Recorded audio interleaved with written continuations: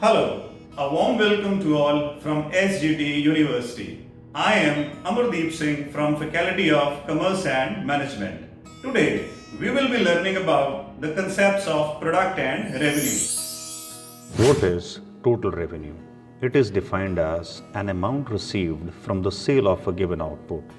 It can further be classified into two categories, average revenue and marginal revenue, where average revenue refers to per unit total revenue and marginal revenue is defined as addition to total revenue from an additional unit of output sold. Mathematically, it is equal to change in total revenue divided by the change in units of output sold. Let us understand the concept of these revenue curves in case of three different market forms, starting with the perfect competition. A market with a large number of sellers selling homogeneous product with free entry and exit of the firms. As seen in the above schedule, every additional unit of quantity in case of perfect competition can be sold at same price, or in other words, as price remains constant in case of perfect competition, total revenue increases at a constant rate and marginal revenue also remains the same. As average revenue is always equal to price, it also remains constant. Graphically, as the price line is equal to average and marginal revenue, resultant curves are horizontal line parallel to x-axis, whereas total revenue curve is upward sloping straight line which represents with every additional quantity sold is increasing at a constant rate. To sum up, in perfect competition, total revenue curve is positively sloped straight line passing through the origin. This is because the price of the product remains the same. This also implies that total revenue depends upon the quantity sold and price. As told earlier, average revenue and marginal revenue curves will be a horizontal straight line parallel to x-axis, and they will be perfectly elastic in nature. Average revenue curve in itself is a demand curve. Therefore, demand curve of the firm will also be perfectly elastic. Remember, total revenue is equal to sum of marginal revenue. Therefore, area under price line will always be equal to total revenue. In the above figure, OP multiplied with OQ will give you OPAQ. Now let us understand the nature of these curves in case of monopoly market, in which there is a single seller selling a commodity which has no close substitutes available. It means there is no competition to the existing firm in the monopoly, and firm in itself is the industry. Remember, even firm in monopoly can sell more at less price. So as seen in the above schedule, a firm can sell more at less price only. Therefore, as quantity sold is being increased, total revenue is initially increasing at diminishing rate. This continues till marginal revenue is declining but is positive. Average revenue also declines but remains positive and remains above marginal revenue. Graphically, if you see, total revenue curve is first increasing, reaches the maximum and then starts declining.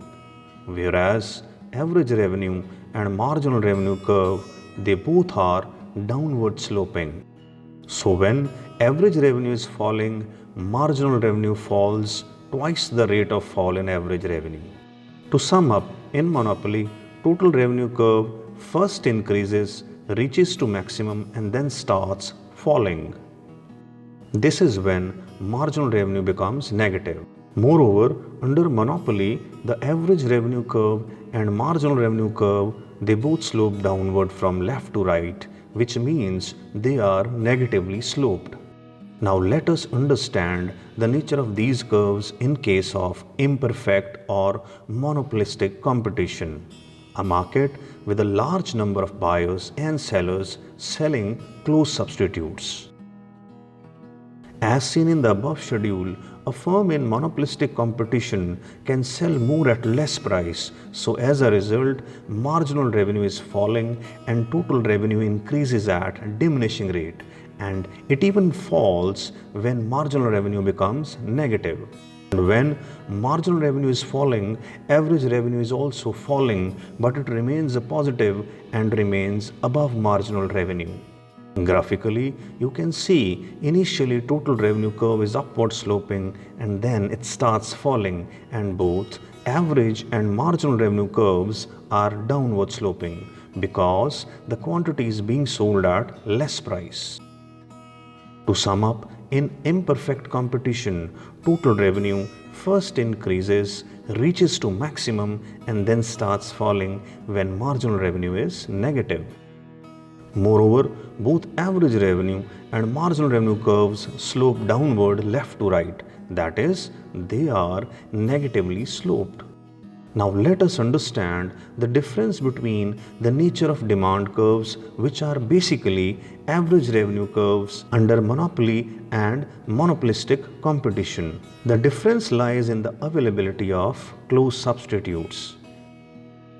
In monopoly, there is a single seller selling a commodity without any close substitute available.